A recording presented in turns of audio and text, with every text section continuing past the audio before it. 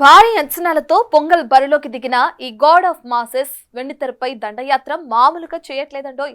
కేవలం విడుదలైన 4 రోజుల్లోనే 100 కోట్లకు పైగా కలెక్షన్లని కొల్లగొట్టి ఈ పొంగల్ దంగల్లో నేనే విన్నర్ అంటూ మిగతా సినిమాలకి గట్టి వార్నింగ్ ఇస్తున్నాడు. ఇక కింగ్ ఆఫ్ సంక్రాంతి మా బాలయ్య అంటూ స్పెషల్ గా పోస్టర్ ని మేకర్సే రిలీజ్ చేయడం ఇక్కడ విశేషం.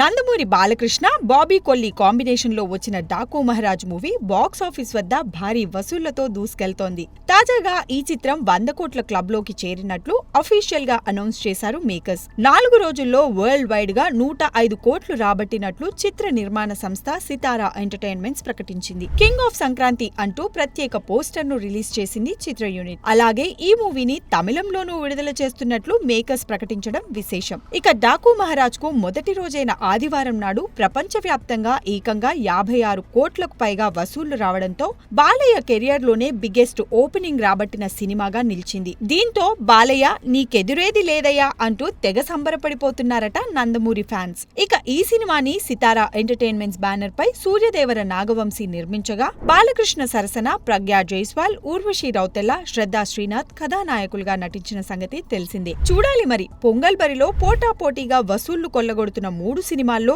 ఏది నిజమైన విజేతగా నిలవనుందో. For more videos like this, subscribe Big TV channel.